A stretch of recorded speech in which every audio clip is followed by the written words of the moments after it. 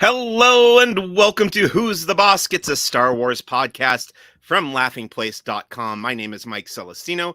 I am your host. I am the lead Southern California reporter and editorial director for Star Wars content at Laughing Place. This is episode number 142 of Who's the Bossk, and we will be discussing the brand new episode of The Mandalorian, the season 3 premiere, and the latest episode of Star Wars The Bad Batch, the animated series from Lucasfilm on Disney Plus. And for that conversation, I have invited back on the show my friend and the man I am proud to call my Florida counterpart at Laughing Place. His name is Jeremiah Good. Jeremiah, how are you? Thank you for coming back on the show. I am doing well. I always look forward to being able to be on your show. I think you've asked me now for this season 3 times and I've had to say no, but this one was very special, especially with Mando starting back up. And it seems to coincide so perfectly well with so many other things that happen in our lives. That's true. It's been a busy week for both of us, that's for sure, and more busyness to come throughout the month of March. A lot going on in both the Star Wars and the Disney communities, that's for sure. So what kind of things have you been covering lately, and what's coming up for you at Laughing Place? Well, most recently, yesterday was the start of the Epcot International Flower and Garden Festival. Always a fun event. And then about 2.5 hours into that, I got a message of, hey, you're park hopping. Go over to Disney's Hollywood Studios because Mandalorian and Grogu landed on Batu East. And then, it's just nonstop. It's always busy for us in April and March because that's always March, April. That's the start of summer for us. But I feel like we're finally out of the COVID era and we're moving back into much more the normalness of the world, which means we're getting those messages daily or every other day of, hey, can you go do this? Which I'm not complaining, but my body still needs to fluctuate a little bit more between COVID and non-COVID times. Absolutely. Yeah, same here. We are recording live on the Laughing Place YouTube channel. If you're watching, feel free to comment. We'll be happy to address any questions or comments you might have, such as this one from someone named Kyle Burbank. He said, "You look familiar. Have I seen you on the OC Register site?" Yes, if you go and look at OC Register's report, news post about the brief controversial snowfall, whether it was snowfall or not at Disneyland yesterday, you'll see my ugly mug on there. So that was fun. Very, very cool to get to see. Even if it was technically whatever else we're calling it, it felt like snow to me. I think I'm fine calling it snow. I believe you did declare it to be snow. Yeah, I said I'm going to call this snow. I think it was snow, but that's neither here nor there. Let's move on to something called the 5 Star Wars questions. So, Jeremiah, you've actually been on the show more than 3 times, but you've only done the Star Wars questions thrice. So that puts you up at level 4, which are brand new to Who's the Boss. We've only done this once before, level 4 of the 5 Star Wars questions. You ready for this? I'm ready. Let's do it. Okay. 5 Star Wars questions, level 4. What is number 1? What is your favorite Star Wars weapon? And if I have a little asterisk here, if you're going to select a lightsaber or a blaster, please be specific as to its model or owner. So we're really getting in the weeds here with the Star Wars weapons. But what is your choice, Jeremiah? So this one was actually very easy, even before any of the. If you would ask me this 2 weeks ago, I would have given you the exact same answer. Okay. The Darksaber is just the coolest weapon there is in the Star Wars universe. And, it just does happen to play in pretty well into the season 3 premiere of Mandalorian. But when that appeared back in Rebels, I thought it was a really cool weapon. It's a lightsaber. There isn't anything massively different about it other than it's dark matter or dark energy. Right. But the Rebels and seeing it on the different animated, it's kind of like, okay, that's cool. But when it appeared in Mandalorian, I was like, yeah, they did a great job with that. That's the number one thing. It just looks amazing. And really, you and I both growing up with kids, anything we could use as a lightsaber was a lightsaber. Now they have an extra cool one. Yeah, that's a great choice. Like you said, it's got some connective tissue between the Mandalorian and Star Wars Rebels. And yeah, we had lightsabers for decades. Of course, at some point somebody was going to invent a dark saber. What that really means and what the actual difference is between a lightsaber and a dark saber, I don't know if they've gone into that yet. Yeah. Besides the actual look of it, it's more of like a flat blade than a Mhm. cylindrical blade, but a very cool looking weapon at the very least, and has some cool mythology behind it too. And we're going to be seeing more of that, I'm sure, as the season goes on. Number 2 of the 5 Star Wars questions, level 4. So we're getting into some thinking outside the box of Star Wars here. Which Star Wars actor has had your favorite career outside of Star Wars? This one I thought about, and there are tons of answers. I was actually going to combine both answers for both this question and the next one, but then I decided not to go the easy route. Um, I'm going with somebody that's new to the Star Wars universe, Rosario Dawson. Okay. She has been somebody that I feel like forever she's just been there, and she can do everything from comedy to action to the new Haunted Mansion movie. Hopefully, it's good. That's right. Um, but she's, you know, I think she fell on my radar, and I hate to admit this, back during Rent, Okay. because that's the first time I remember seeing her when the movie came out years and years. She was one of the actual original cast of Broadway's Rent. So she was there, and then you know she was appeared in almost all of the Marvel Netflix shows. Right, she was on Daredevil as Yeah, her as Daredevil's nurse. Whenever he got yeah. hurt, he would go to her, right? Yes, Kyle. Clerks 2 is the point where she is the best, and everything she's been in since Clerks 2 has been harder and harder for me to disassociate her with Clerks 2, and Ahsoka is right up there with that whole. But yes, Rosario Dawson. She seems like she's just one of the sweetest people in the world. Hopefully someday, I would love to just meet her and talk to her. But without that, I mean, everything she's doing with Ahsoka right now just seems like she's the greatest. Yeah, she seems like a cool person, and definitely looking forward to Ahsoka myself. Number 3, kind of a similar question, but with director instead of actor. Which Star Wars director has had your favorite career outside of Star Wars? So, can you guess who I was going to say for this one and the last one? I guess Favreau? Exactly. Okay. I mean, Favreau, if not for John Favreau, we wouldn't have the Marvel Universe. So it's Right. really hard not to choose him. I mean, there are tons of directors that have done everything. I feel like, especially with Mando, it's opened up the door and Book of Boba Fett to more and more. But John Favreau, he's just been such a driving force behind everything Star Wars. It's great. But then if you look at stuff outside of that, not only is he an actor, he's a director, a producer.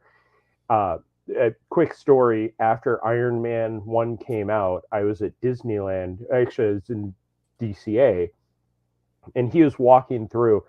And I'm not a person that approaches famous people. Like I try not to. Um,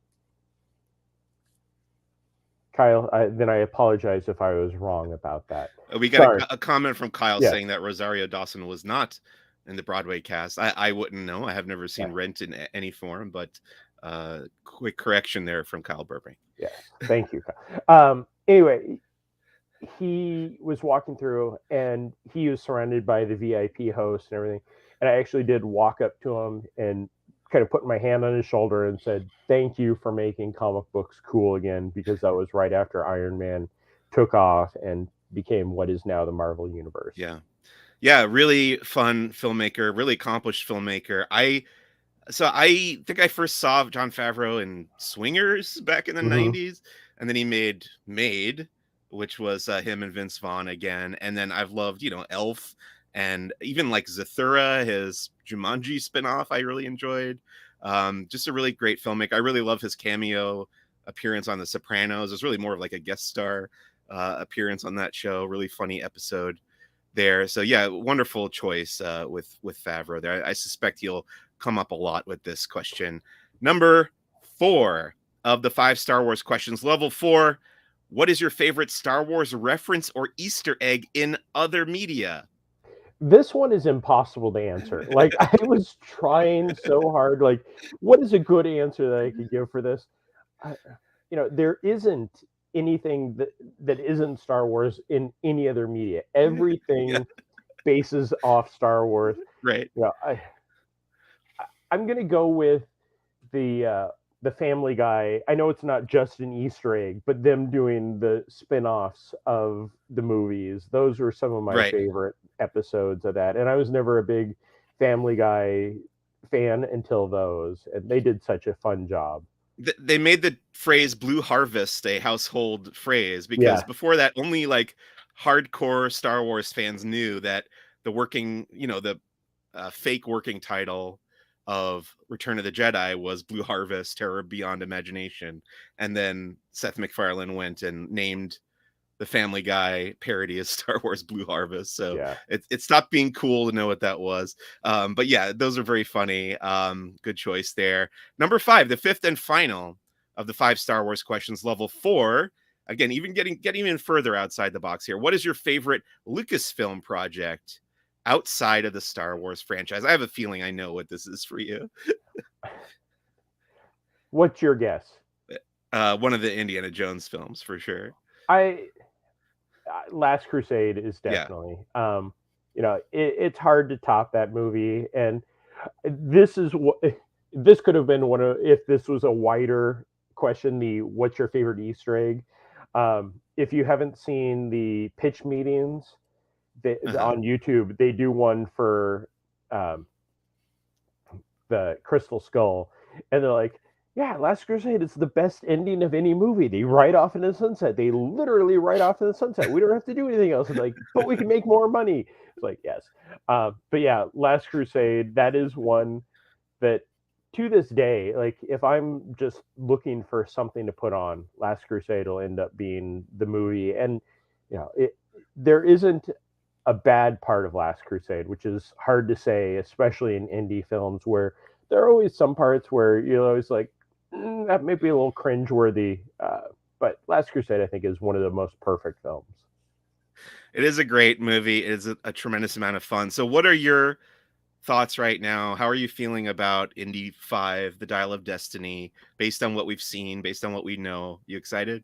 I'm excited. I mean, I was excited for Crystal Skull at this point. Also, it wasn't until we actually Yeah, sat down. But I, I have faith. Of course, I had faith for Crystal Skull also. right. But Dial of Destiny, I really hope that we walk in there and it isn't. They swerve us. Like the storyline does something different. It is a time travel. It is something weird that we weren't expecting. The trailers are kind of giving us a laydown of it's the story throughout the decades. I've always wanted it to be Indy quantum leaping back into himself when I Mm, started seeing this stuff. It especially since the technology is so good with the de-aging. I mean, yeah. other than that initial trailer, it looks really good. Uh, who knows what could come out of it? And I think that's ranking right now as my top film for the summer, and that's even above the Marvel films. So I really hope that it doesn't disappoint. Yeah, I'm excited for it too. I think it's probably a good thing that we're getting some fresh blood in the creative side from James Mangold. So, yeah, I'll be there. Very excited to check that out when it comes out at the end of June. Let's get into some Star Wars headlines for the week. So the first big bullet point that I've got here is that we've got some new announcements for guests coming to Star Wars Celebration, which is happening just a little over a month from now in London. The new names for this week were Warwick Davis, who of course played Wicket, the Ewok, and Willow in both the Willow movie and the Willow TV series. He's going to be at Celebration along with his family. Um, his son and daughter were both involved with, I think, at least one of the recent Star Wars movies and with the Willow series. So they'll Mhm. be available there for photo ops and autographs and stuff. And then Denise Gao or Denise Go, not sure how to pronounce her name, but she plays Dedra Miro, the ISB agent in Star Wars Andor. She'll be there as well. Now you're not able to make it out to London next Nope. month, are you? For that one, it'll be you and the CEO, I'm Yeah. guessing, having lots of fun. I mean, unless there is that last minute call, which I'm never That's surprised for. it's happened before. Yeah, it happened for the last Star Wars celebration. Like, hey, we need you. And I'm like, okay, you guys were in the panels, and I seem to be running the floor left and right. Yeah. But no, that sadly I cannot. I would hope that if there is a chance, I would be more than happy to make it out there. But we never know. You and I know this better than most people. We never know where we could be tomorrow. That's very true. And yeah, there's just about a month left to go until that event. So stay tuned for much more as that approaches. Let's see, getting into some Mandalorian news. Now, you mentioned this earlier. This is pretty exciting. So we already had the Mandalorian and Grogu, the characters here at Star Wars Galaxy's Edge in Disneyland in Anaheim. But as of now, as of when it was yesterday that they first Mhm. started appearing at Walt Disney World at Disney's Hollywood Studios, and then they're also at Disneyland Paris. Do Yeah. you know where they're hanging out in Disneyland Paris? I've seen the photo op. It's not him walking around. I haven't been able to identify exactly where it is, but I do believe it is down in the Star Tours little mini land area. I don't think I'd be able to find it in enough time when No, we're that's fine. live. So, but So yeah, what was it like for you yesterday encountering them at Galaxy's Edge? Was it similar to what we've seen here at Disneyland? I don't remember seeing a mob scene at Oh Disneyland gosh. when they came out, but there are literally sites saying how crazy it was. And yeah, I'm used to characters coming out at Disneyland's Galaxy's Edge from that little area where the bounty hunters are, the bounty hunter game right around the side of that. So I Right. was waiting there, and I look over and I see a guy with a massive camera go running up into the marketplace. So I follow him. As I climb the stairs into the marketplace, just this mob scene. I know there are a couple of websites that had pictures. Disney Food Blog, which I'll give them a shout out because I'm featured in one of their main photos. You can see my blue jacket, and I never realized how tall I am until there's something like this where I'm like standing above everybody. I was able to get photos, much like some of the times where you're getting photos of characters, where it's just like you can't see me, you can't see anything other than the 50 people around the character. But I was really surprised at how cool he is. Yeah. I mean, and Grogu is very cute. I got to I don't want to say they need to turn up the volume on Grogu, but a little bit more would help. I followed him through the marketplace. At one point, they actually had to pull him out of the marketplace into that little door in between the Toydarian and the bathroom Hmm. because the crowd was so big. They pulled him in there, and like 5 minutes later, he emerged again. So the crowd had kind of dispersed, and then he walked out, and he actually walks backstage in the giant archway in between the marketplace and what would be the back of Rise of the Resistance. Hmm. So Tony and I were talking about this yesterday, actually, on the live stream from Disneyland. We spotted Peter Pan and Genie just kind of wandering around by It's a Small World, and Tony was saying like, yeah, they can't even do that in the Magic Kingdom because they would get mobbed. And we were trying to figure out what the difference is. You think it's just the fact that it's mostly locals here versus tourists in I think Florida? so. You know, I grew up in Disneyland. I was used to the free roaming characters. When I used to come out to Walt Disney World on vacations, they would have the free roaming characters, but they started getting more limited. And now, essentially, everything is meet and greets. I mean, Yeah. every now and then you'll see like the sisters. I'm sorry, Anastasia and Drizella, the stepsisters. They'll go ride the carousel and kind of do more of the free roaming stuff.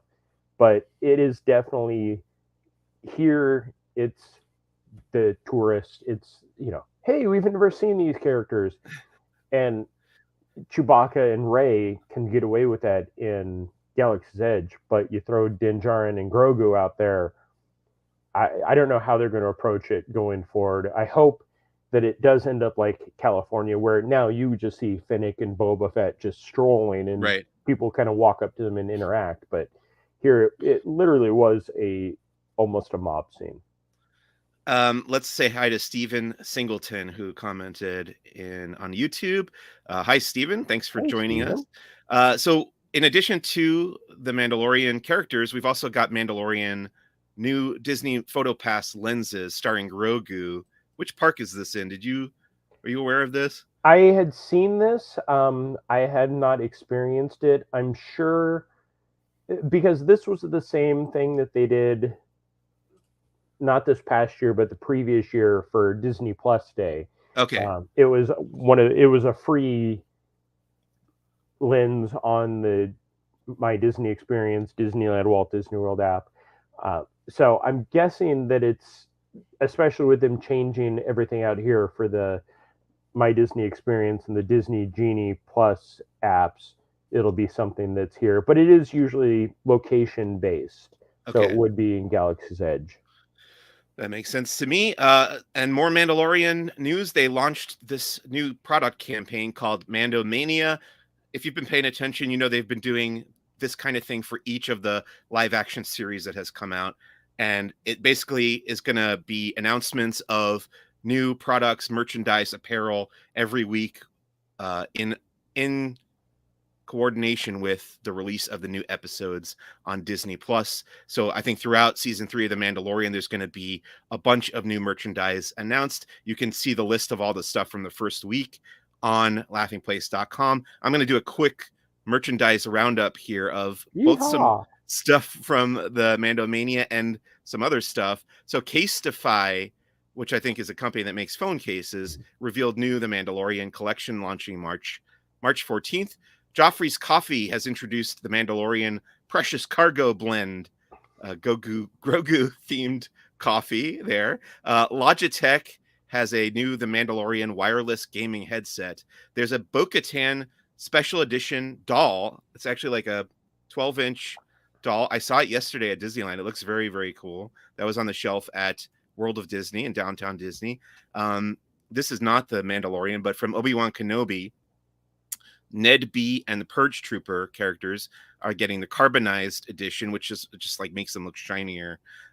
That's a 2-pack coming from Hasbro, the Black Series. There's new Lego Star Wars helmets. I saw those at Disneyland Resort yesterday too, at the downtown Disney Lego store. There's a Commander Cody, Captain Rex, and Leia in her Boushh bounty hunter helmet among the new Lego Star Wars helmets. And then a new apparel collection called Women of the Galaxy that I think is coming to probably both the parks and Shop Disney. So a lot of new merchandise coming out. We don't have Rebecca to talk about that stuff. She's the real merch expert, but she's on a cruise right now. Let's get into comic books a little bit. We did get an announcement of the Mandalorian season 2 comic book adaptation. So actually the season 1 adaptation just wrapped up yesterday as of this recording.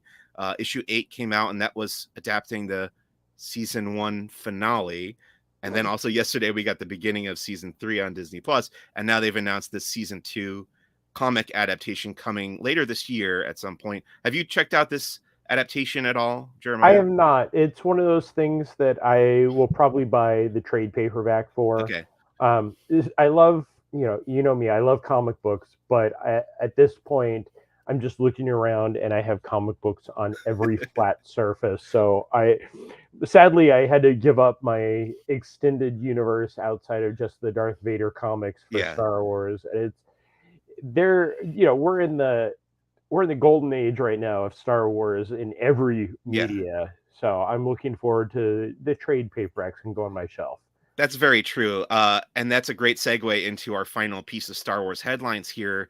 And I've been saying this every week, how we have been getting this deluge of Star Wars comic books. And yesterday, this past Wednesday, might have been, I think, the most new Star Wars comics ever released in the same week, on the same day. So we had The Mandalorian number 8 that I already mentioned, Star Wars The High Republic, The Blade number 3, Star Wars Han Solo and Chewbacca number 10, Star Wars, just regular old Star Wars, number 32, Star Wars Hidden Empire, number 4, and Star Wars Hyperspace Stories, number 4. And I have not had the chance to read all these yet. Yeah. So I have read and reviewed 2 of them, The Mandalorian and Hidden Empire. I put those up on laughingplace.com, but I've been too busy to get through the rest. So I'm very slowly going to gradually get through the rest of these throughout the rest of the week. But yeah, you're going to have to start limiting. Like, I think it's going to be kind of like what Mac and Benji would do on Marvel Time, where focus on some of the key ones. But it is getting to the point where Marvel is taking up almost as much shelf space at the comic shops as some of the other like full brands. Yeah. Yeah, it's a crazy amount of comics coming out. So agreed. I may have to pare down what I'm reviewing or combine some things. Who knows? But I think next week is a little bit slower. So maybe I'll just carry over until that point. But that's going to bring us to the end of Star Wars headlines for this week and to the first of our 2 main topics, which is Star Wars The Bad Batch, Season 2, Episode 11, entitled Metamorphosis. So, Jeremiah, what is your history with The Bad Batch? Have you watched and enjoyed all of the shows so far? And if so, what were your thoughts on the previous 10 episodes of this season, Season 2? Just knock everything out. Yeah, I've enjoyed The Bad Batch. Going back to Clone Wars, when they pretty much just appeared out of nowhere in the final season, which was a great setup. I mean, there's always talk of the weird stormtroopers or clone troopers, and they do a great job. With the exception of Omega just driving me crazy, and every time she voices another character, it just kills me, because was it 2 episodes ago she portrayed a senator, and then in this one... So actually, I thought that too. I will say I had the exact same thought that you did. I was like, oh, because she's got like a New Zealand accent. It's a different actress. I thought the exact same thing, but then it was not her. I just have a beef, something against New Zealand, apparently. No, Bad Batch has been lots of fun. It really is the team up show that we needed. I mean, they do a great job. It has comedy. It delves into the Star Wars universe at times. Like this one, I didn't even know that creature had appeared previously until you pointed out. Oh yeah. But yeah, this season though, for me, it's doing a massive setup, and that's been one of the things that I haven't enjoyed about this season, where everything isn't connected, but you and I are watching and going, okay, there's going to be the big bad at the end is going to have some major crossover where everybody's going to show back up and it'll be fun. But even with that point, I still enjoy this show, and I will definitely watch it. And it's been one of the ones up until yesterday where I'd wake up at like 3:00 my time and end up watching it. Okay. So let's get into this week's episode then. Metamorphosis. What did you think coming out of episode 11 of season 2?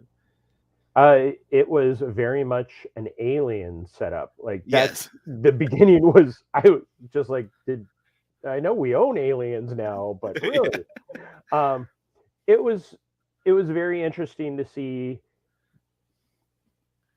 I think the Bad Batch plays better when they have other people to play off, and this one was more of just the 3.5 of them. Omega only counts as a half right now.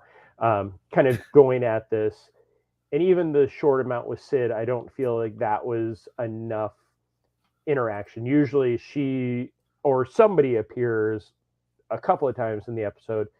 This one, we're going after a creature, or we're going after a treasure. We find out it's a creature. We hack into the system, and look, everything's fine.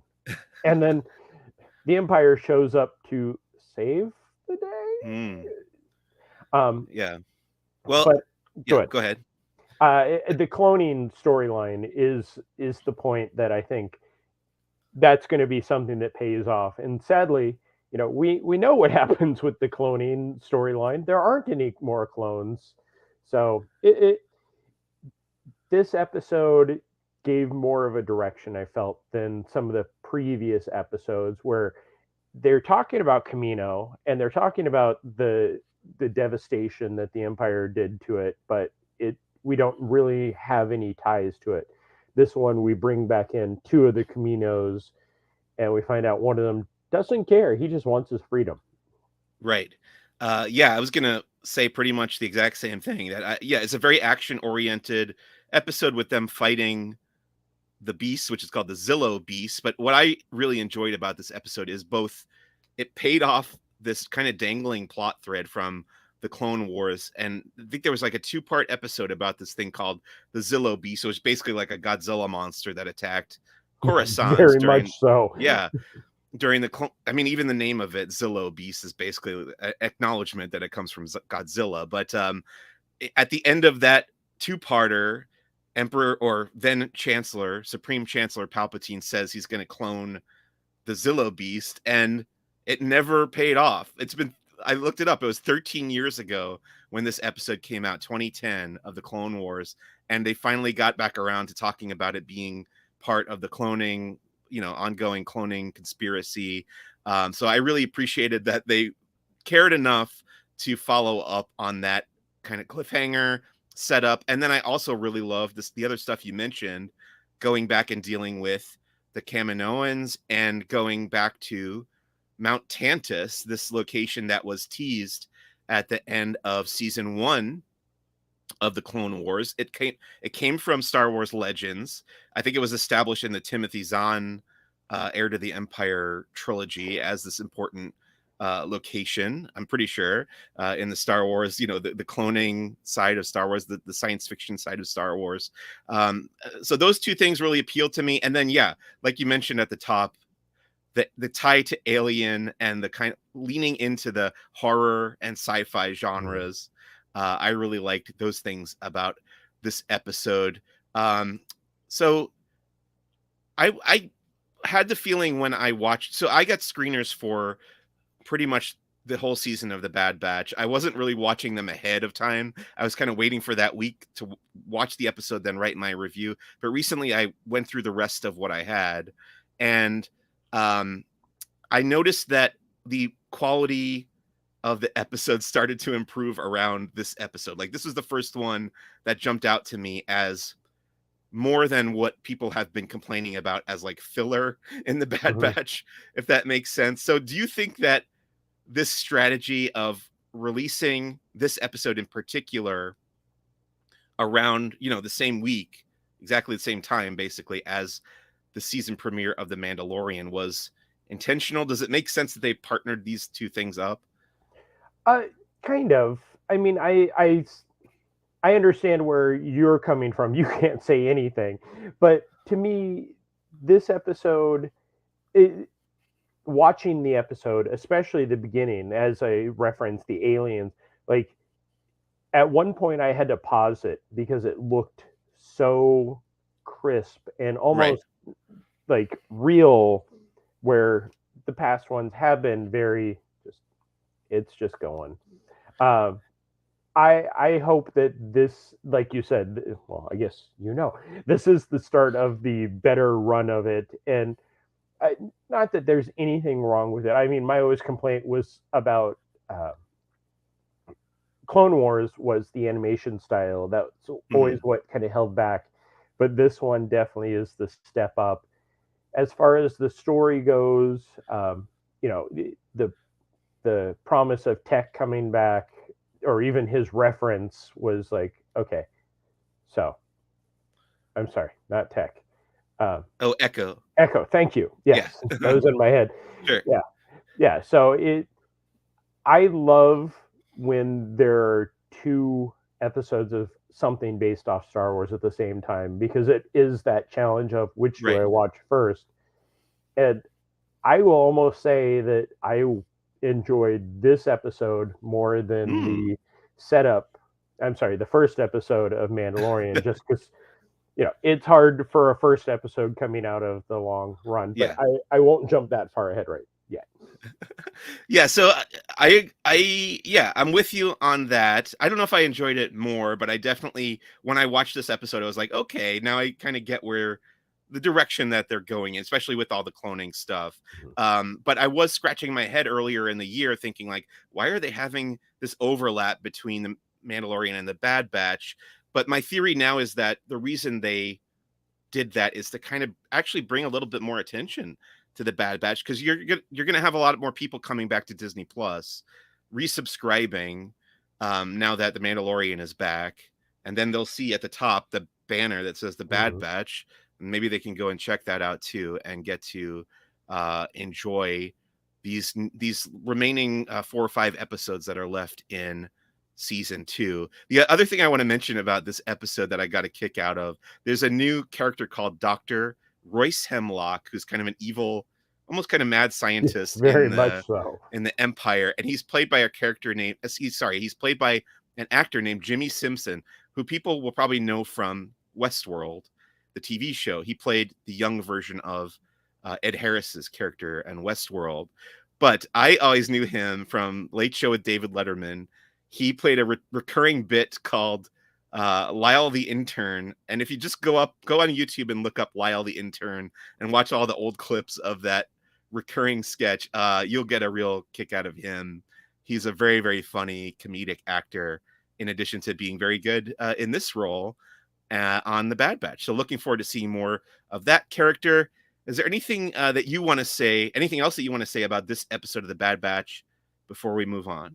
I don't think so. I enjoyed it. It was definitely, like you said, it's a standout episode. I think the tie going back is great. Um, there really is, like, at one point when the beast is on the power grid on the planet, it's like Kong right there, Godzilla, Right. Kong. Like, you just look at it and go, yeah, they're doing that. But yeah, when you said people resubscribing for Mando, I was like, wait, people don't continue their subscription, but I guess that's I'm sure some separate people stuff. are coming and going from Yeah. Disney Plus. Who knows? Maybe people are not as into, the Mighty Ducks or the other stuff, but I know you and I are probably lifers on Disney Oh Plus. yeah.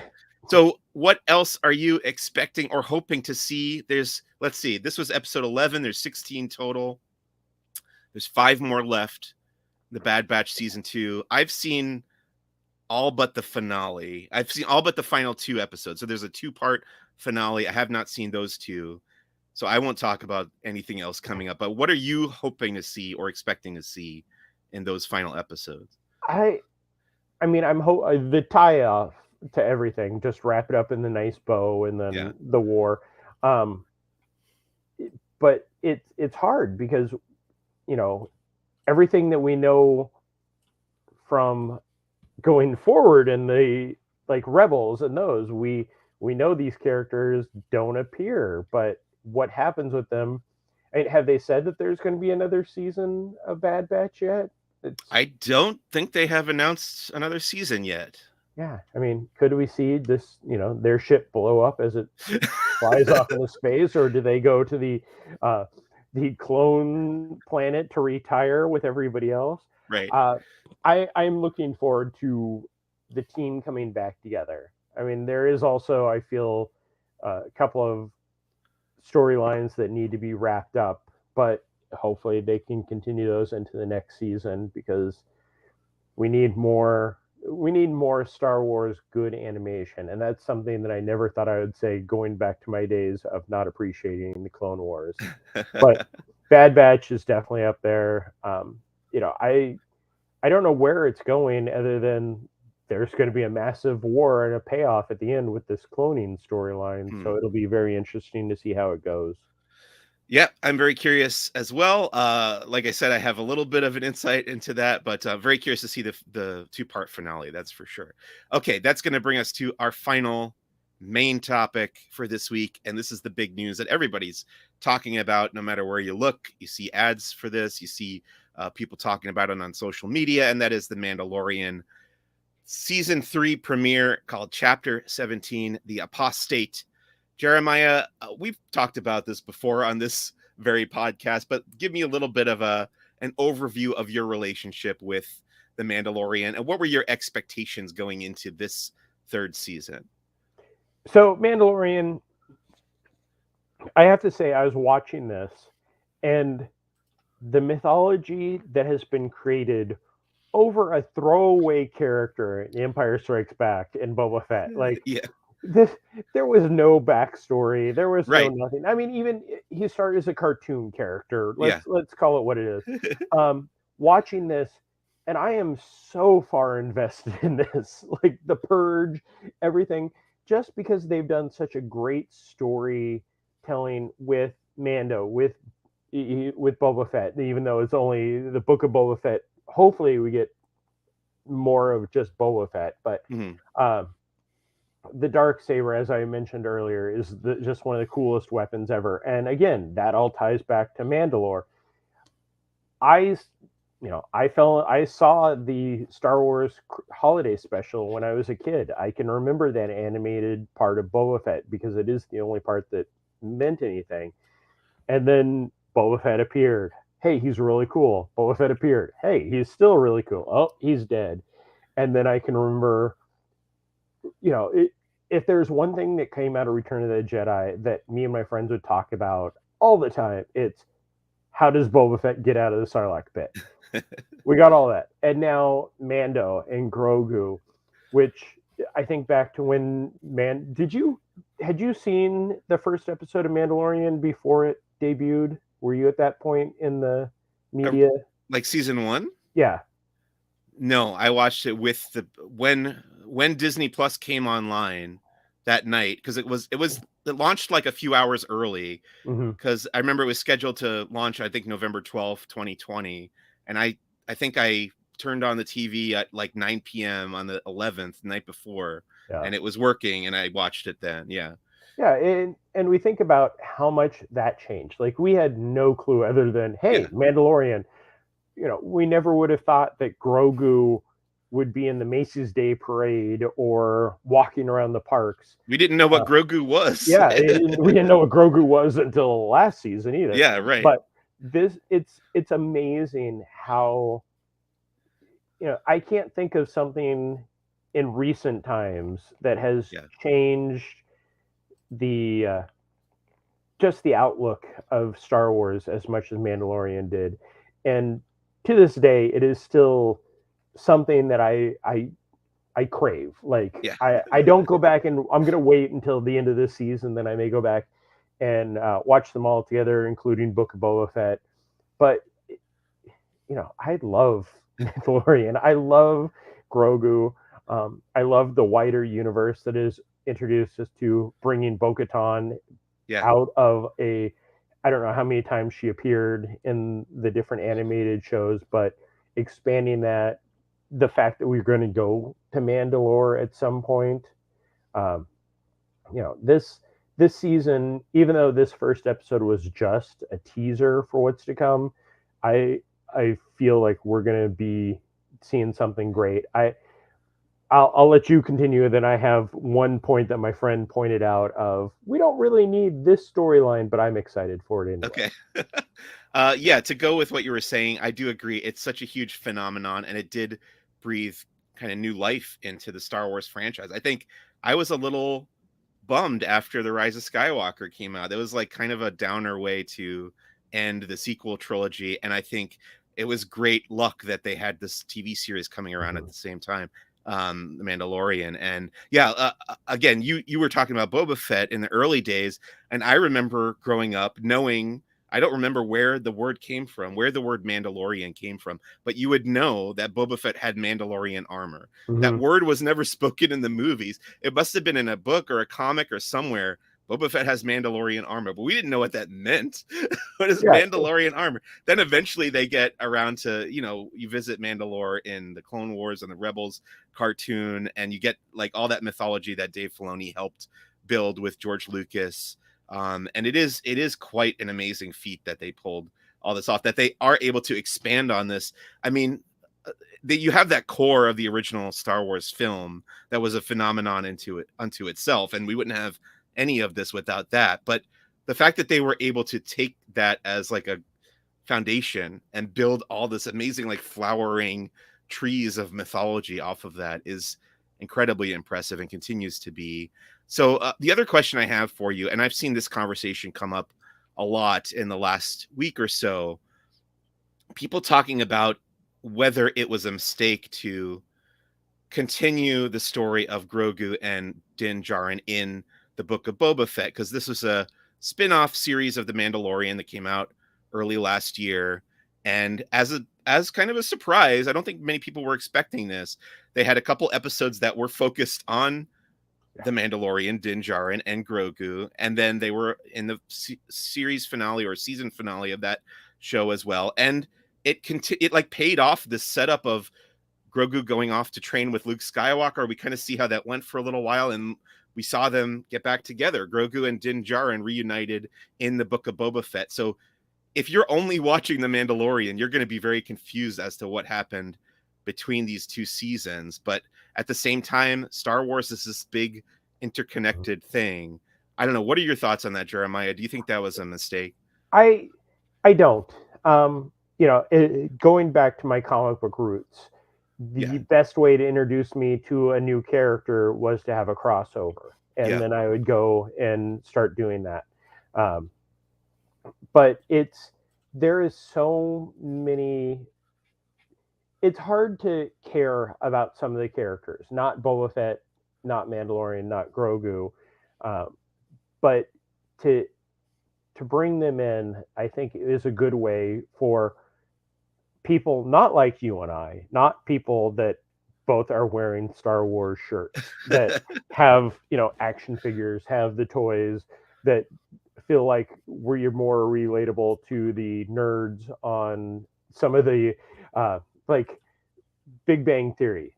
We're more relatable to the nerds than the girls. So, right. But I are the girls not nerds on that show? I thought the girls were nerds also, but I haven't watched it. So. Yeah. No, I know Mayim Bialik was on it. Yes. It's a good way to introduce people to the other characters, to get into the wider universe. Because I talk to people that are like, "Oh, I'm a Star Wars fan." I'm like, "Did you watch Book of Boba Fett?" "Oh, no, I still need." "Did you watch Bad Batch?" "No." Did you? It's like, so I think it is a good way to expand the universe. It is, yes, there was a full episode that Boba Fett didn't even appear in. That was a bit strange. I think they should have called it like the Book of Mandalore or something. Something not interest, but something a little bit vaguer. Right. But I'm just hoping that Boba Fett appears in this season. Like, me too. Let's get Boba Fett and Finnick going in this one, and keep that crossover going for the Mandalore War, or whatever we're going to call it, in hopefully next season. Yeah. Turnabout is fair play. Like you said, it would only be fair if Boba Fett and Fennec Shand get some screen time. Mm-hmm. So hopefully some major screen time in an episode coming up in The Mandalorian season 3. Okay, let's get into this week's episode, the season 3 premiere. The title was Chapter 17, The Apostate. What do you think? What were your immediate thoughts? You already kind of mentioned that you felt it was a lot of setup, which I think is very accurate. This is kind of giving us the broad strokes of what this whole season is going to be about. But what were your thoughts other than that? It was a great episode. I really want them to show this episode what was in the volume and what wasn't in the volume at times, especially when they're on the planet. I was like, that looks amazing. Oh, wait, that's probably all fake. No, they do a great job of reintroducing us to some key characters that I'm guessing we'll be seeing throughout the season. I was excited for the IG-11 statue. That part definitely made me smile. Yeah. But then when we turned it into the, hey, we're going to bring spoilers, we're going to bring IG-11 back. One, if his self-destruct left that much of his upper torso intact, how did it kill the stormtroopers? And then the point that my roommate pointed out is, do we really need a storyline of him going to get the parts to bring IG-11 back? I was like, they can't just have the entire episode or the entire season. Hey, he's going to go take a bath at Mandalore. I mean, that's pretty much what the season should be called. Um, but I did enjoy Bo-Katan and her sassiness, and just I really hated when she's like, "Goodbye, Din Djarin." I was like, "No, this isn't goodbye. This is just hello. You're going to be back, and we're going to get all the Mandalorians will come back at some point, and then we'll see what happens." But the storytelling is the great setup for this episode. Yeah. Visually, storytelling, introductions, introducing the pirates, which was something I watched it twice already today, and the first time I was kind of like, oh, the pirates are throwaways, and I was like, oh wait, the pirates are going to be a major story point for this season.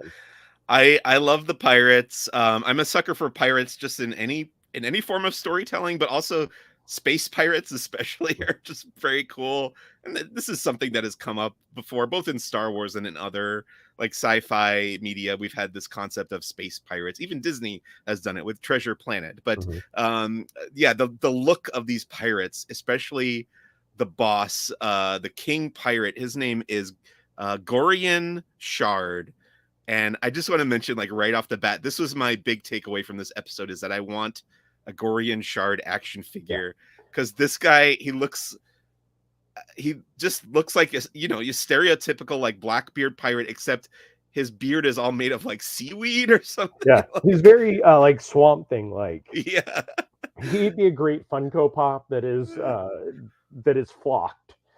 Yes, love that design of that character, and the other pirate characters are fun too, although those are more traditional Star Wars designs, alien species that we've seen before. And yeah, to your point, or to your roommate's point about what I think you would call a fetch quest in a video game, exactly, which kind of feels like, okay, well, I need to do this thing, but to do that, I need to go get this thing.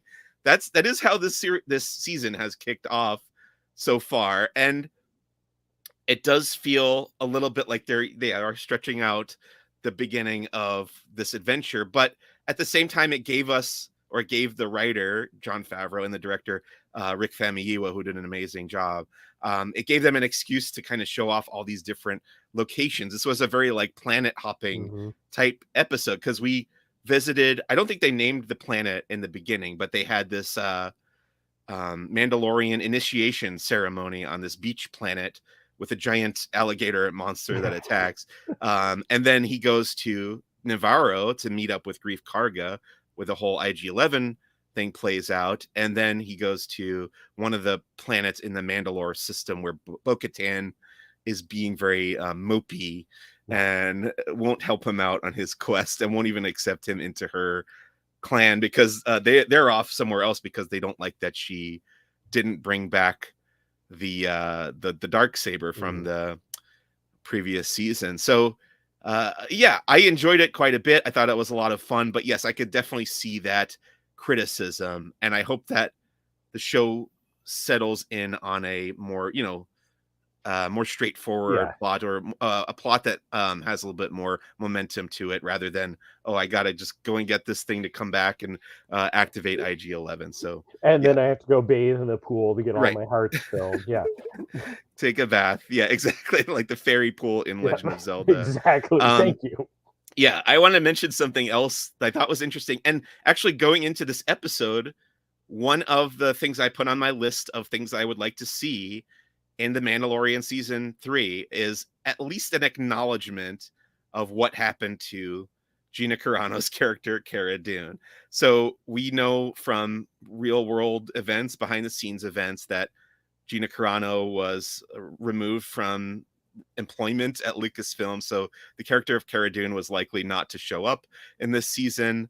How did you, I was glad to see that they acknowledged it. That was what I wanted. So I checked that off on my list. But how did you feel about the way that they dealt with this issue in the show? It was very much Iron Man 2. It's like, it's over. It's done. She's gone. Right. For me, if I had watched this episode this morning at 3 o'clock. That throwaway line wouldn't have even registered, not because of my lack of sleep, but because of just it is so kind of it keeps the story going, and they do a good job with it. They ask where the Marshall Dune is, and if it wasn't for every single website and everything that I had opened talking about, like, geez, they just kind of threw that away. I was like, what do you want? Do you want, like, she's dead? That's what I'd like to turn around to a lot of these sites of, like, what would have been your way of wrapping this storyline up? Because she's not coming back. Right. We're not going to recast her because that's not the Star Wars way. But it was, for me, it felt fine. Like, it didn't draw attention that wasn't needed. They already had enough attention when all of this went down a year and a half ago, 2 years ago now. It Yeah, seems something like like it's been that. forever. Hmm. But yeah, it was done well. Yeah, I agree. And again, it was one of the things that I was hoping for, that they would, at the very least, acknowledge it. I thought it would have been weird if we just never saw her again and nobody ever mentioned her again. So Yeah. I'm glad they pushed it, they pushed her aside, got her out of the way in a way that makes sense to the story. I do think if anyone ever wanted to revisit that character, they could definitely do it in the publishing world. They could write, Cara Dune has popped up in those Mandalorian comic books that are, Hmm. adapting season 1. So there's no reason that she couldn't be in a comic, or just have a novel, The Adventures of Cara Dune in the New Republic Special Forces. I would read that. I think that would be fun. I like the Or, character. I mean, they could also do the classic, hey, she's in special forces. She had to have her image redone. Right, right. Like, there we go. Okay, she's back. That's a good point too. Yeah, if they wanted to recast her, that makes sense. Something we haven't talked about yet: the droid smiths, the Anzellan species. So we saw them in the trailer. We weren't sure if it was going to be Babu Frick specifically from The Rise of Skywalker. So it turns out that it's the same voice actress, Shirley Henderson, performing these characters, the Anzellan species. But I think we still don't know whether or not Yeah. any of these were Babu Frick. No, Do you think they were, or one of them was? I would hope so. I mean, Yeah, again, a good tie point. We don't have a definition of how long they can live. Um, right. and Babu Frick is really kind of the breakout character, them and the Porgs of the sequels. Yeah. But that whole scene made me laugh so hard. Like, I loved him sitting there in his little crouched down area. It's like, I get it. Okay. Those are characters that are needed. We need the comic relief. We need the C3POs and R2D2s, and they did a good job with that. And it did actually not just. I mean, yeah, in the sequels when he shows up, and he's working on C3PO, it is for the story, but I feel like he's not really needed for that point. He's more of the comic relief. Where in this, they have to put him back together. They have to have the technicians to put IG-11 back up, Mm. and they go to the right people to do it, or the right species, I guess. Yeah, I love watching Grogu trying to hug them. I've seen many people theorize that maybe he was trying to eat them. But yeah, it is the same actress, Shirley Henderson, who you know from the Harry Potter series. She played Moaning Myrtle in Harry Oh Potter. wow, I And see things she's very different now. yeah, she's the voice you hear if you go to the bathroom in the Wizarding World at Universal Studios. But yeah, she's doing all those Anzellan voices. So I don't know. Maybe one of them is Babu Frick. I don't know. I can't tell the Anzellans apart, Yeah. unfortunately. But maybe we'll get confirmation on that at some point. I did want to mention last year, at the beginning of last year, when Book of Boba Fett was coming out, I was doing an Easter egg list for every episode. We were going through and listing each and every Easter egg that I can find. Instead of doing that this year, I've decided I'm going to pick one every week, which I think it's just a little bit more manageable, and it offers an opportunity to highlight one, to spotlight an important one. And the one that I chose this week is the moment that Grogu and Din Djarin are flying through hyperspace in the N1 Naboo starfighter, and Grogu spots something, a silhouette in the blue swirls of hyperspace around them, and this was the Purrgil, the space whales from Star Wars Rebels, which Mhm. I know a lot of people are very happy to have that connection. You're a Star Wars Rebels fan, Oh yeah. right, Jared? What did you think of seeing the Purrgil in the Mandalorian? As soon as like the trip through hyperspace, I loved watching Grogu because no matter what, Grogu is a child. We don't know age, but still new to the world. So watching, as you and I would be watching if we were going through hyperspace, and then when the silhouette popped up, I was like, could that be? And then when all of them showed up, I was very excited. That is a great tie to Rebels, and I I know that this won't be a tie to Rebels, but it is a good prequel. Um, it. I had to sit there at one point and try to remember the timelines that we're in. Yeah. Of hey, where are we? Where's Rebels? Rebels is after everything. This is before everything. So it. Well, no, Rebels is before the Yes, original trilogy. yeah, Mandalorian is after. Yeah. yeah. Again, see, so Yeah. it's I'm guessing that was. I mean, we know it wasn't a throwaway scene because Dave Filoni does not throw away things like that. Um, I mean, I'm still hoping that Ahsoka is more a sequel to Rebels than anything else, but we'll see. Well, that's what I was going to say also, is that I think, to me, the reason that they're putting the Purrgil in here and reminding us that they exist is because the Purrgil played such an important role in the finale Mm-hmm. of Rebels, which, they were part of the disappearance of Ezra and Grand Admiral Thrawn at the end of Rebels. And we think that both of those characters are going to be part of Ahsoka. So we may see some more Purrgil. I don't know. We may be encountering more Purrgil as these live action Star Wars series continue. Let me acknowledge a couple comments we got here. Derpy Entertainment. Hello, Derpy, says, fellas, new here, grew up on the prequels. To me, this premiere was just okay.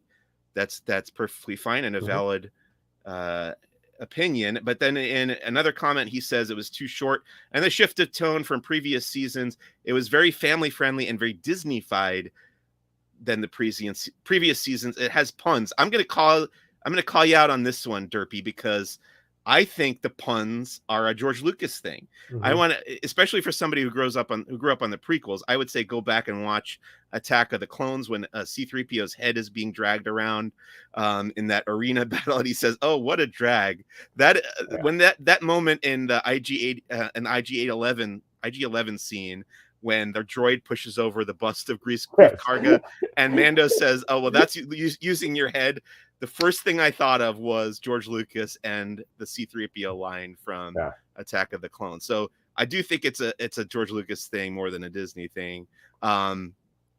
But definitely can acknowledge that your opinion is definitely valid. He said that it's a little biased toward fans are a little biased toward this season premiere, and it caught him off guard because of the previous tone. That's fair. I hope you enjoy the rest of the season there.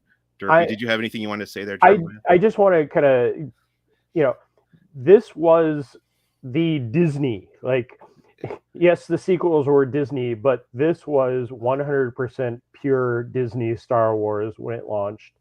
Again, the first episode when the child appeared, everybody started calling out of like, oh my God, it's so cute. But I feel like people forgot that the entire thing was it turns into Din Djarin and Grogu being father or child and father. So the family friendly, hey, we got a good shootout in the middle of the road. Yeah. So I respect your opinion, Derpy. I would hope that we could have more conversations with you about this because it is good to have somebody else's opinion other than us two nerds. Also, we just came out of Andor, which was a very dark and very serious and adult targeted Star Wars series. And I do actually agree The Mandalorian is more family friendly. It's probably right in the middle of the road. It's not as family friendly as the animated stuff. It's not as serious or adult oriented as Andor, and it's right in the middle, catching that right. I think it's tonally on par with what you would see in the original Star Wars Mhm. movies created by George Lucas. So That is an um, excellent point. yeah. The last observation I want to make personally about this episode of The Mandalorian is we got a new composer. So Ludwig Göransson, very, very talented guy. He scored the first 2 seasons. He's done, Black Panther and some other stuff. Just been getting all sorts of accolades and awards. I think he's just too busy and had to step down from doing The Mandalorian. And he was replaced by Joseph Shirley, who was the composer for Book of Boba Fett. What did you think? Did you notice any difference? I thought it was just, I didn't have any issues with the score or the music for this episode. Did you? I don't have any issues, but I do feel like I didn't take away anything as far as the score goes. Where Yeah. in previous seasons, it's felt like the music has definitely done its job, where it brought out the point of the episode. Them fighting the giant gator. I don't even remember if there was any music or score to that, and I feel like that should have been a little bit. That action scene should have been something bigger, but it doesn't take anything away from the episode. It's just, and now that you mentioned that, I was like, okay, I do remember not hearing music. I'm sure it's there, but it just doesn't register in my head. I think what I loved about Ludwig Göransson's score is that he was willing to be very experimental with what goes into a Star Wars score. It wasn't all orchestrated. He had a lot of guitar. He had some like electronic sounds in there, which fit the tone of the show. And I think the spirit of the Mandalorian and the characters it's kind of an offshoot of Star Wars, and the music felt like that as well. So that felt very appropriate to me. And I hope that Joseph Shirley does a good job of putting his own stamp on this show as well as we get through the rest of the season. Anything else that you would like to say about this specific episode, this season 3 premiere of The Apostate? I don't think so. I think it was a great kickoff. They did perfectly what they needed to do, set up what we're looking at, and again, anytime that we're talking about Mandalore and the Purge, and we get more and more history of that, I'm excited. So I can't wait to see where this season goes. Me too. I think my favorite thing about this episode is that it was just crammed full of a whole bunch of different stuff. And I think that's representative of, the Mandalorian and Star Wars as a franchise. So that's what I really dug about it. I have to admit, again, I have seen the second episode of the season already from the screener. So I'm not going to say anything about that, but I will. Because you don't want to lose your job. Yeah, because I don't want to lose access, because I don't want Disney to be angry at me or Lucasfilm. But I will ask you, Jeremiah, what are you hoping for in next week and beyond in The Mandalorian season 3, or expecting? I'm hoping that we kind of. I want to see Boba Fett. I want to see Fennec. I'm just going to go with that storyline, especially since Mando is trying to get a team together. Like it seems like he's trying to do something to go back and take over the Mandalore. So I mean, yes, Boba Fett. Did we decide if what is his Mandalorian other than the armor? So I think that in The Mandalorian season 2, they said that Boba Fett's father, Jango Fett, was a Mandalorian foundling. So technically, I don't know. I don't know if you get grandfathered into being a Mandalorian or whatever. But so does that make Omega and okay, hurt our head. No, but I want to see this continue. I want to see the classic, trope of, hey, we're getting the band back together, and then mid-season have the giant fight against the pirates, and then the end they get to Mandalore. I don't want to see him end up in the pool next week with a rubber ducky going, okay, hey, look, I'm a Mandalore again. Also, why are they only focusing on the time where he took off his helmet for Grogu? Like, he Right. took off his helmet before that, but Yeah. every time they talk about him removing his helmet, it's like, go to Grogu. Okay. Right. No, I'm looking. Hopefully next week it continues the team building. I don't want it just to be the IG-11 storyline for 2 or 3 episodes, but I'll find out in 6 days.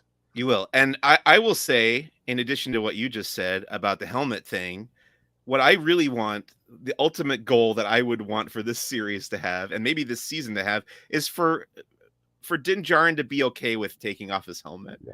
Every once in a while, he should just be, oh, you know what? I don't care about that anymore. I'm going to take off my helmet. I don't care about your rules.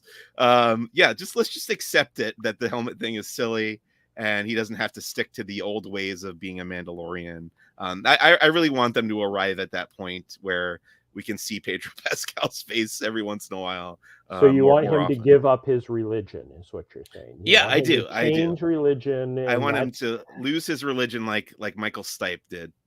So and the kids are looking up Michael Stipe and losing your religion. All right, that's going to bring us to the end of our discussion of The Mandalorian. And reading one more comment from Derpy, he's not trying to hate on the show because he loves Star Wars, and it saves Star Wars in a way, like we talked about earlier. So yes, definitely agreed there. Let's get into our final segment here on Who's the Bossk. It's called First Steps into a Larger World. This is where we talk about the media that we've been consuming and or enjoying outside of Star Wars. And my example this week is I actually started playing the Last of Us video game because I liked the show starring Pedro Pascal so much. I bought the game for PlayStation 5. It's like the remastered version. It looks great. It's a lot of fun. It's scary. It's tough. I'm not good at stealth games. This is very much a stealth game. You got to sneak around, not get people's attention. And I always mess it up. I always, wander into somebody's point of view, and then things go nuts and I get murdered. So I'm struggling with it a little bit. I haven't had a ton of time to play it, but I do think it is a very, very good looking game, and it's very fun as well. And the design, the design of the whole post-apocalyptic world of Boston in the game, like the series, is very cool. How about you, Jeremiah? Anything you've been reading, watching, playing lately? So I need to get into This Is Us. Like, my good friend told Last of me Us. Last Yeah. of Us. Sorry, Yeah. This Is Us. It's a whole other show. Yeah. Last of Us. My friend back at Halloween actually dressed as one of the characters, and at that point the show had just started. It was a little bit in, and the game, of course. And he's like, "This is going to be what everybody's talking about." And I've been so out of it. I haven't gotten into that. It's something I need to start watching. But as with the tradition of every time I'm on Who's the Bossk, my new media, Star Trek. Oh, right. Picard season 3 started. I haven't seen this week's episode yet. Yeah, I haven't either yet. Okay. Again, Star Wars comes first. But yeah, last season of Picard, I wasn't a huge fan. Even though I love time travel, to me it was a little convoluted. This one, just the first episode right away with, again, we're getting the band back together. Yeah. Started off with a bang. So I'm looking forward to seeing where it goes. I am also looking forward to the DNA test that will happen at some point, even no matter what Beverly says. And no matter what, Wesley Crusher has to show up at some point. That's what I was wondering. So, yeah, they keep, I mean, I don't know how much we should spoil here. This is going back to last week's episode anyway, because you and I are not even caught up on the new one. So I think we can say, like, there's a character in this Picard.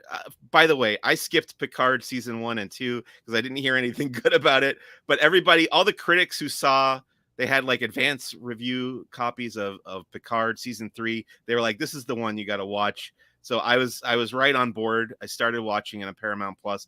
Really enjoyed it. Love seeing Picard and Riker on an adventure together.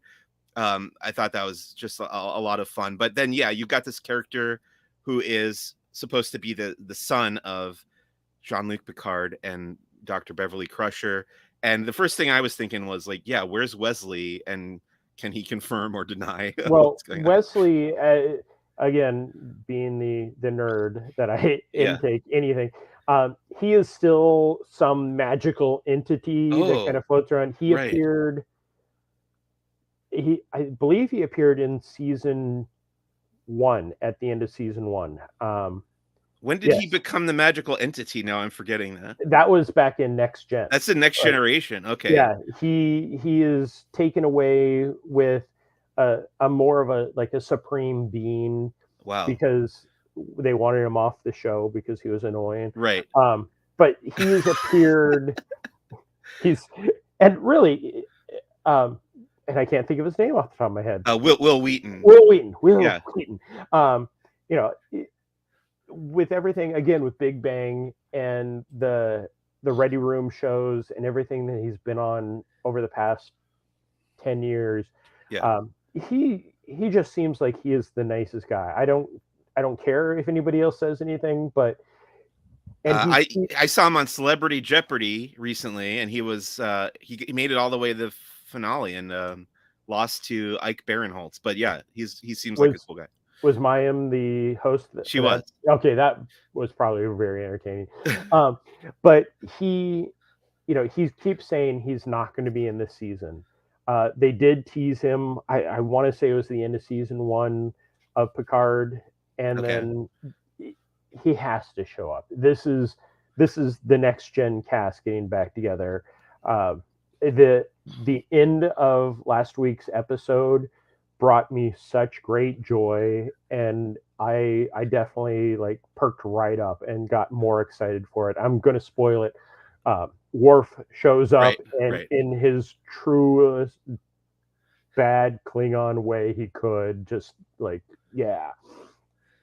Yep. Anybody tuning in right now is like, why are these people talking about Exactly. Star Trek and a Star Wars show? But yeah, I'm into Picard season 3. I will probably watch that episode over the new episode over the weekend. Super psyched about that. And yeah, all the Star Wars coming out. So that's going to bring us to the end of this week's episode of Who's the Boss. Somebody else agrees with us. Yay, Picard. Jedi Tink. Hey, from Skywalking Through Neverland, our friend over there. How's it going? Sarah, good to see you. Anyway, thanks, Jeremiah. I really appreciate you coming back on the show to talk about Star Wars with me. You know how much fun I have. Let's try to do this live from London. Oh, boy. Are you going to be in? You said you weren't going. There will be episodes from London, but sadly, Jeremiah will not be around. No, I will be watching my internet and everything else every 5 minutes. So, Jeremiah, is there any place you would like people to go and find you? Do you want people to find you, or you want to stay obscure? Or hidden? No, I am completely open. Instagram and Twitter and Facebook is all just Jeremiah Good. I definitely, when I was creating these accounts, never thought of, hey, I don't want people to find me. Okay. All one word, Jeremiah Good. Twitter, Laughing Place. I don't think I'm doing anything live for the next few days, but again, as our job dictates, that could change in minutes. I could be going to a park. But no, I'm hopefully next or later this month when I'm out, we can bump into each other in one of the 3 parks I'm going to. Same with Sarah. I always seem to run into her whenever I'm in California randomly at parks. So great. I will be out there. If you're looking for me, just look for the Loud, and this is a cheap plug, Roosevelt shirts. I now live in these, including the amazing Disney 100 ones, which go look at our YouTube channel. Plug. And yes, Sarah, sorry you missed the live. You'll have to listen to the episode when it goes up in audio form, or you can just rewind this live stream. Anyway, that's the end of this week's episode of Who's the Boss. Thank you so much out there for listening or watching live here on the Laughing Place YouTube channel. Next week on Who's the Boss, it's continuing this trend of more new episodes of The Mandalorian and The Bad Batch. We'll be talking all about that. And then please visit laughingplace.com for all your Disney news and opinions, and come find me, Who's the Boss Pod, on Twitter for all your snow at Disneyland needs. But that's going to wrap up this week's episode. My name is Mike Celestino. Thanks again out there. See you next time. Bye. Bye, guys.